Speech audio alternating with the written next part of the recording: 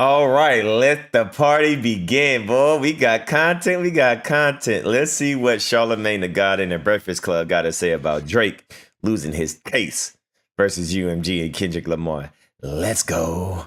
This is a very sad day for Drake because a judge has decided to dismiss the lawsuit, the defamation lawsuit against Universal Music Group. That UMG effed him up.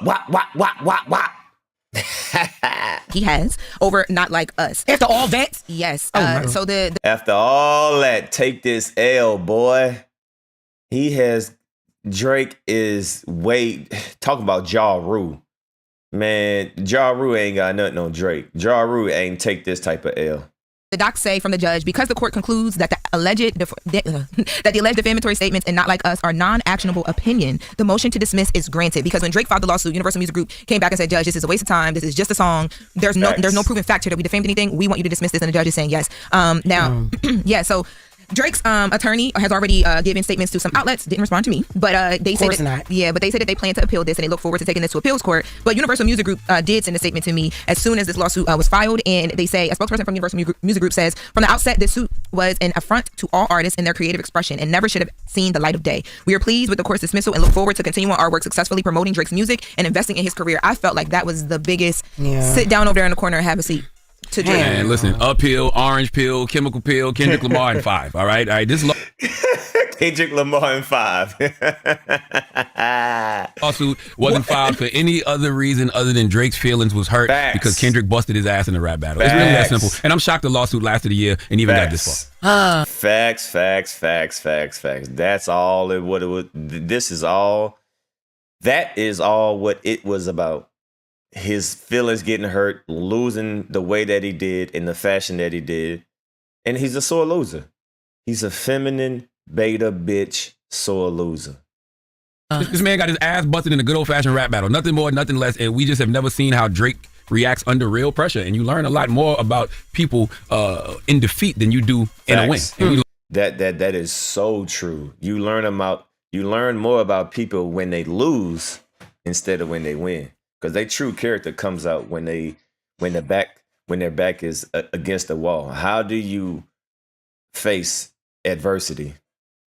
We see what Drake do. He cry and complain and he sue just like a little hoe. You learn that Drake is a sole loser. That's it. Yo, and then would this further damage his ego? I know it is. It has to because it's gonna be crazy. It's like a big ass slap in the face. To him. Yeah, but also too, I read it's 38 pages. The judge's response, and I read read all that because I thoroughly because I wanted to know. Defamation is a hard thing to make somebody say yes, you were defamed to. Mm-hmm. So I wanted to know exactly what the judge thought about his claims because he said he had it up. Like and it's through art. It's already hard enough when somebody defames you just talking. Yes. But then when you do it through art and you got all the free speech laws, come on, man. Damn, man. So the judge said that you got to look at this a couple ways. First of all, you got to look at the forum, which is where whatever the defaming claims were made. Mm-hmm. And the judge gave the example of if you see something on Twitter or in an opinion column versus a serious journalistic website, you look at it differently. So when we're looking at these claims made in a diss song, people are going to believe that it's just a fiery moment and that the stuff that's being said may not be fact. The judge also definitely listened to all the songs, pulled out parts from all the songs on both Drake's and Kendrick's side where they were both going back and forth at each other and made the point that even though Drake was saying that the court needed to look at Not Like Us as an isolated event and this one claim and this one thing happened and it's ruining my career and UMG is behind it, the judge is like, we can't do that. We got to look at everything because we need to figure out where all this came from. If we're looking at everything, it was basically you guys were both doing the same thing. Yo, imagine the judge listening to all the records And you know what? Why did Drake need a judge to say that? Everybody been saying that. I've been saying that. Everybody been saying, hold on, how you gonna sue something? Nigga, didn't you say that Kendrick beat his wife? Didn't you say that Kendrick child ain't his? Why are you complaining? He just got the better joke off of you. You had some rumors, so he had a rumor. His rumor just hit harder than yours. No, why do we act like based off Drake's logic he didn't defame Kendrick? This man said Kendrick beat his wife. This man said Kendrick one of Kendrick's children was by his best friend. Oh, why is that? Calling him short? Don't nobody ever think about the vertically challenged. I know, come on now, because y'all do get you see how you just did? You just levitated a little bit. Don't nobody ever think about that. All the insults that was thrown, don't nobody ever bring up just calling this man short over and over the impact it might have had on him. Mm-hmm. But luckily our height don't fight. That's why Kendrick busted Drake's ass. He did. Damn, Drake. I'm so sorry. I know he ready to be real mad. And imagine how the amount of niggas laughing at him. No, DJ Mustard posted on X yesterday laughing emojis, and I'm only going to infer that those emojis were laughing at this lawsuit. We would have been stopped talking about this ass kicking, Drake. You keep reminding us of this ass kicking. You keep reminding us that Kendrick busted your ass. How? He didn't even say nothing. By the lawsuit. See, I look at it in a couple of ways. I look at it in a couple of ways. I'm talking about the fact that Drake is biracial. So I'm looking at it from a black and white perspective, okay? His daddy's side engaged in a rap battle. His daddy said, go out there and fight, go out there and fight. And then when Kendrick busted his ass, his mama's side said, oh no, Aubrey, we going to the police. That's facts. That's facts. That's facts. That's perfect.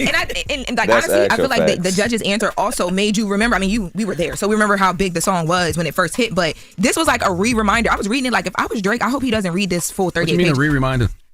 It just did not like us at the Super Bowl in February. Well, he just won a bunch of Grammys, but not like us in February. This answer was Super Bowl 2.0. They pointed out already all the a reminder. numbers. You don't have to say reminder. It's just reminder. Just one reminder. Reminder. That's right. I'm trying to tell y'all. I was reading this like, I hope Drake has some people around him if they have to take a look at this. And what he also people around him for what, the hug? Yes. Yo, I was reading it like, I'm not even gonna hold you. I was reading this like the judge listened to all these songs, and she's a Kendrick fan now. I bet that's why I said imagine the judge listening to it going back and forth like imagine our favorite song being Euphoria. Like she called one of Kendrick's songs scathing, like, and then he came back with the scathing and fiery. I'm like, oh, she felt that. I forget which. I think it was. Laura said Drake got emotional support niggas.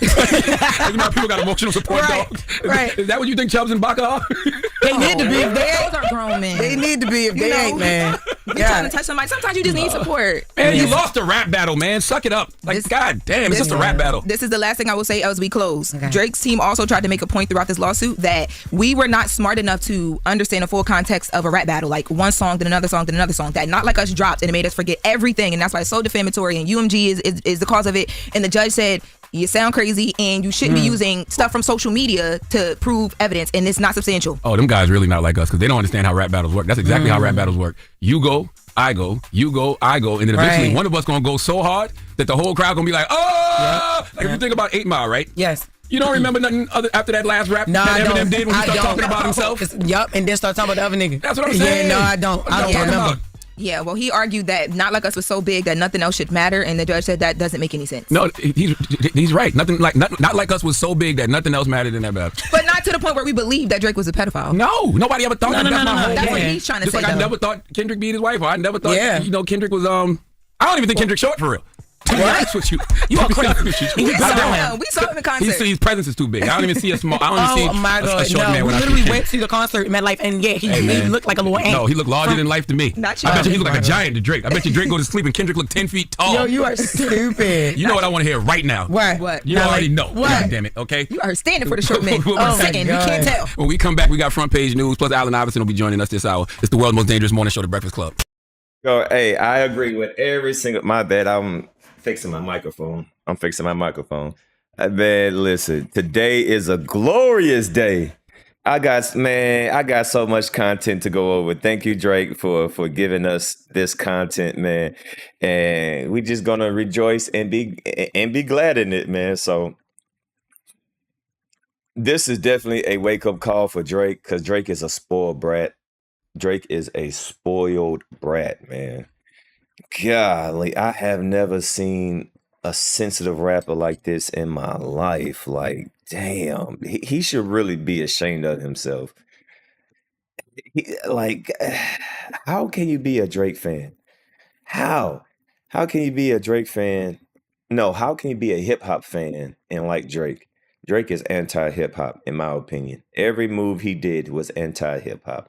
But anyway, I got a lot more videos to make, because a lot more people are reacting to this. So let's get it going, man. Salute to the chat. Everybody, if you're new to the channel, hit that like button, hit that subscribe button, because I'm about to feed y'all a lot of content. It's your boy, Dan B, signing out.